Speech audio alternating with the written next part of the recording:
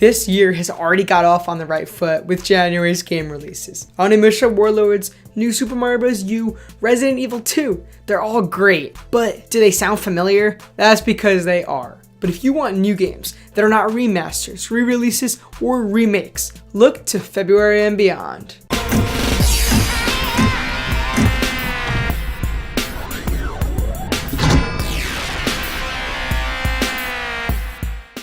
Okay, I'm actually just kidding. I don't even like horror games, but I'm super interested in Resident Evil 2.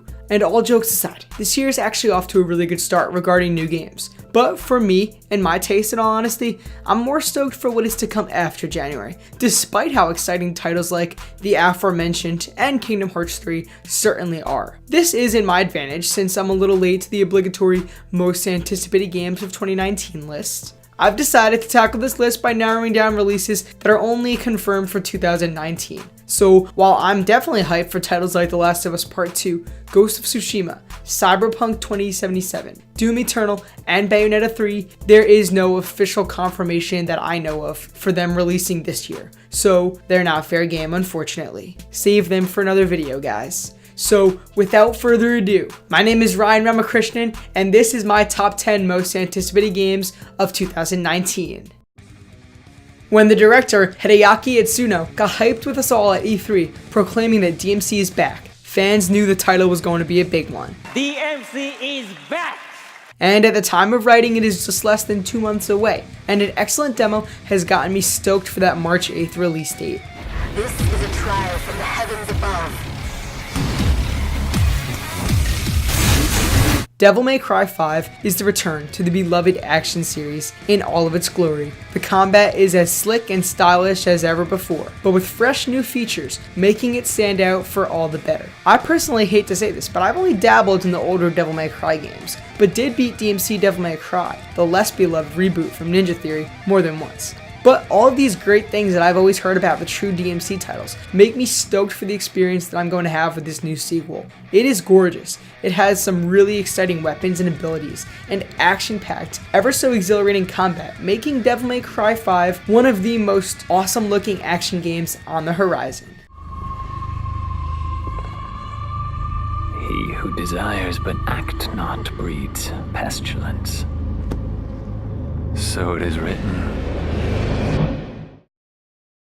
I really adored the storytelling and horror movie homage nature of Until Dawn. Fast forward more than a couple of years, and the developer Supermassive is back with something fresh and multi-platform. Decisions that may take some time to reveal their repercussions, but there are repercussions. The Dark Pictures Anthology is a super cool idea, one that will presumably be giving us many interesting, chilling, and fun horror stories in the coming years. And 2019 should see the release of Man of Medan. I'm really looking forward to it for the quality and narrative and character approach from Until Dawn alone. This looks like a great spiritual successor to the formula, but it has a new young cast and a new terrifying threat hitting their fun escapade. Man of Medan is tackling ghost ships and should be an awesome adventure, full of jump scares and supernatural horrors, in the same vein as the wonderful Until Dawn did in its winter getaway setting.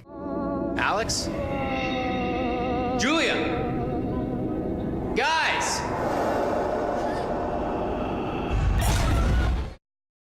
Sony Ben's zombie game is one that seems to have been in the talks for a little while, yet never close to the center of attention. It is a first-party PS4 exclusive though, with an open world, an upgradable motorcycle, and record-breaking number of zombies. I think that Days Gone could turn out pretty great. You know what I remember most? Riding the open road. The smell of your hair. The touch of your skin. And it should be talked about a little more. Personally, I have confidence in Days Gone. While I don't expect it to be The Last of Us levels of deep, intense, and effective, I do think that it should be an entertaining zombie game when it launches this April. Days Gone is apparently going to be topping what you know for a number of zombies, or in this case, freakers, on screen, with an emphasis on great hordes of them. The game has a blend of human and zombie, freaker killing, as well as both stealth and full-fledged action-packed gameplay, even with your motorcycle being used in combat, which seems really fun in addition to the exploration. The concepts seem cool and exciting, and while I am cautiously optimistic overall, I have to say that Days Gone looks pretty exciting for me overall.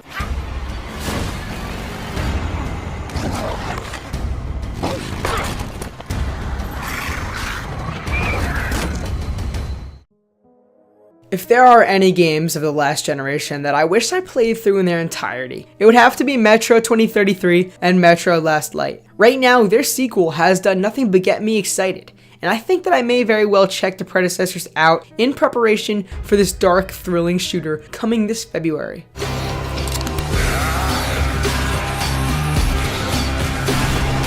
Metro Exodus had grabbed my attention in its initial 2017 reveal, and from there it continued to grab me with dark, stunning environments, crazy looking monsters, and open world stealth gameplay and customizable gunplay. The mechanics of Metro Exodus, based on trailers and gameplay demos, all look like what I would want in a game of this nature. It looks intense and thrilling, but also good fun. These horror aspects of the world of Metro Exodus are appealing to me in a way that typical survival horror games would never be able to do so in catching my attention. And the gameplay looks exciting and varied with deep but accessible gunplay and systems. I think that Metro Exodus is set out to be a great title, but just one that has not, and unfortunately may never get the attention it actually deserves.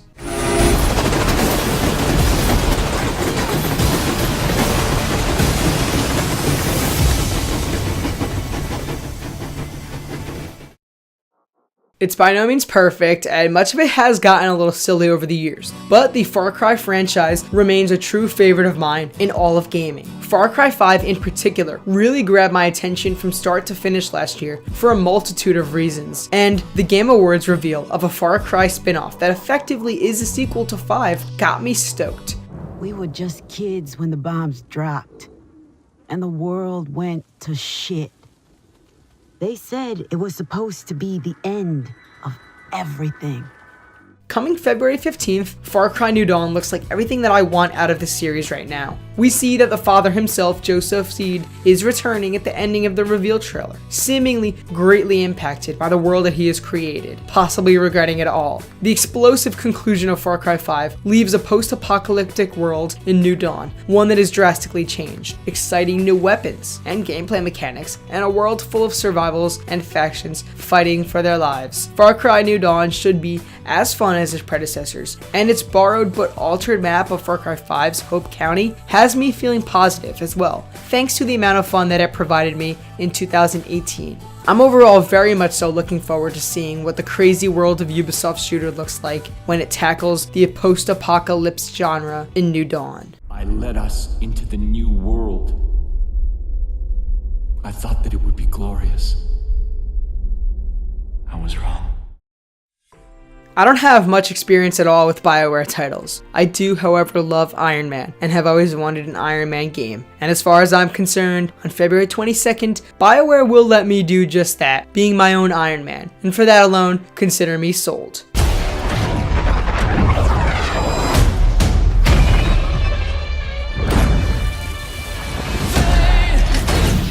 Anthem looks like a great time. I honestly think that every gameplay demo gets me super excited for its javelin gameplay and mech-based combat and exploration of a beautiful world. Playing as all the javelins as well, meaning each playstyle is accessible, has me all the more excited, as I joyfully have argued with my friends on the regular of which suit I will use and which they will be using, as we most certainly plan on tackling Anthem together. We get more and more excited knowing that we can have the variety of gameplay at our fingertips. BioWare's world looks stunning and creatively unique. I think that Mass Effect, sci-fi, space locales, and Dragon Age's high fantasy settings are cool in their own rights, but this massive world of Anthem has me super compelled and a lot more interested than anything BioWare has done before it. I cannot wait to serve the skies and fight many enemies as a freelancer this February in some of the most awesome and varied suits of armor I've ever witnessed in a game. And walls can only do so much.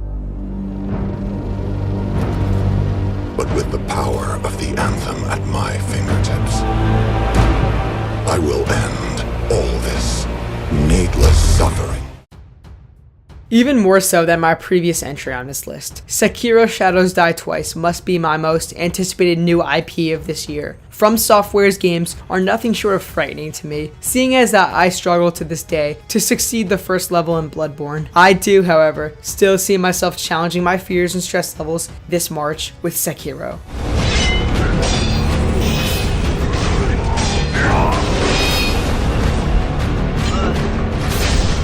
The game had amazed me from the start with its true reveal on Microsoft stage at E3 2018. Sekiro Shadows Die Twice, first of all, appeals a lot more to my taste with its 16th century Japan setting than that of the dark fantasy from Software's other games. Sekiro's world of samurai, shinobi, war and revenge all have me super excited. The game's combat and gameplay though, of course, make it the exhilarating new title that it is going to be for me. In Sekiro, you can pause your game. Thank you From Software. The combat looks brutal, slick, and action-packed. I love watching it play out with epic boss fights and stylish weapon-based fighting, making me endlessly hyped to just get my hands on it already. Sekiro Shadows Die Twice drops March 22nd, making it not only the closest samurai game of many coming this year, but easily the most exciting and one of my most anticipated titles of 2019, hands down.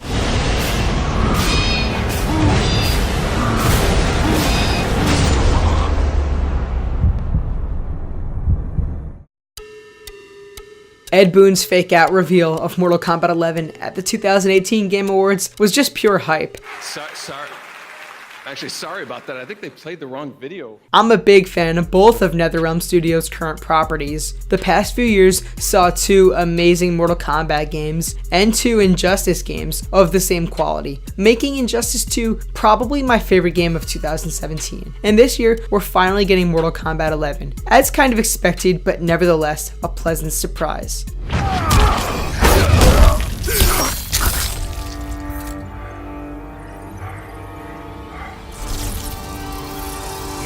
The title has not gotten much shown off yet at the time of writing, but its December reveal, however, showed a visually stunning cinematic trailer with 2 versions of Scorpion and Lord Raiden himself, mixed with a lot of blood, gore, intensity, and of course, a whole lot of excitement. I'm stoked to get back into the brutal fighter this year and have very high hopes and confidence alike in its many mechanics that Mortal Kombat X did so well with in 2015. With the idea of story interwoven timelines of the past and present, many potential characters making their way onto the roster, and the continuously improving and innovating graphics and mechanics, and the blood and gore that come with them, there's no way Mortal Kombat 11 doesn't turn out amazing. And I am absolutely hyped for the fighter's April 23rd release date. Easily the fighting game that I've been most excited for in recent years, save for a certain game last month.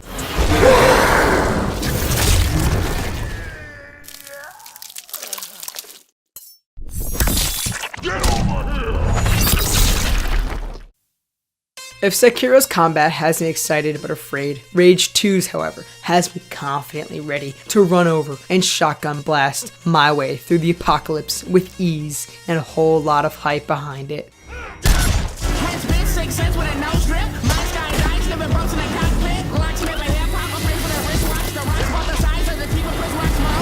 Rage is a game that I forgot exists altogether, but its sequel is surprisingly one of the biggest coming out this year, and I am beyond excited right now for Rage 2, for a multitude of reasons, but in general, it honestly looks like my kind of game through and through. Rage 2's gameplay, from what I could tell, is everything that I want. It's an open world game. First-person shooter with fast-paced, violent gunplay, coming from id Software, the people who made Doom 2016, absolutely my favorite shooter. Brutal vehicular combat from Avalanche Studios, the people who made Mad Max, another one of my favorite games this generation. Rage 2 looks like an absolutely fun game through and through. I personally love a good story in games, and right now I don't know that this game will have much of that, but even if there's not much in the way of a strong narrative, I'm not really concerned because, like I said, Rage 2 looks like so much fun. I'm so confident in its crazy, absurd, action-packed gameplay. Rage 2 looks like an exhilarating ride through a surprisingly gorgeous post-apocalyptic world. It looks over the top, fun, exciting, fast-paced, violent, and just, like I said, purely fun, making Rage 2 easily my second most anticipated game coming in 2019.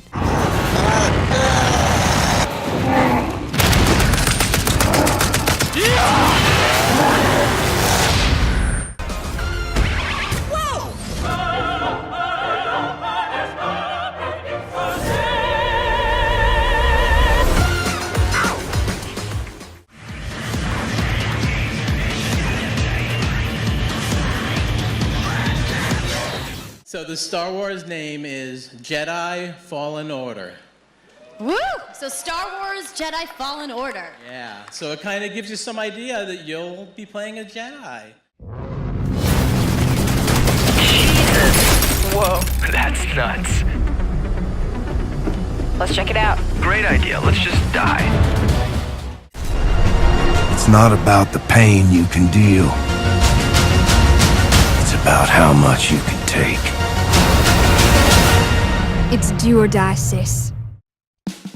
I adored Pokemon Let's Go Pikachu and Let's Go Eevee this past year for the adorable and pleasing transition in animations and charming tones and vibes. But of course, that wasn't quite the true Pokemon game that we all wanted. That one should be out by the end of 2019 though, and I am stoked for this new game, and do have confidence that it will actually make its 2019 release window after all. Game Freak has begun developing a core RPG Pokemon title on Nintendo Switch.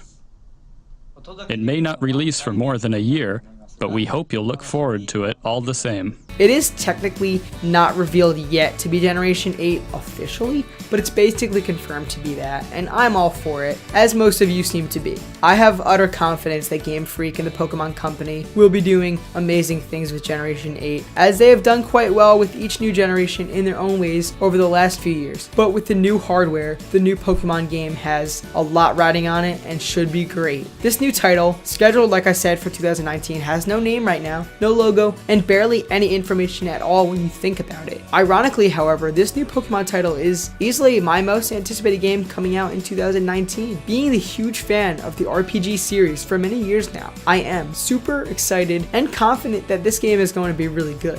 While I kind of would rather in many ways a remake of Generation 4 or Diamond and Pearl, I cannot for 1 second deny that Generation 8 sounds kind of awesome. And if the innovations, technically and mechanically, Let's Go implemented in 2018 are anything to go by, and I believe they certainly are, I'm sure that this year's hotly anticipated Pokemon game will be a spectacle for the long-running franchise to say the least. And it is undeniably the game scheduled for release in 2019 that I'm the most hyped for, hands down.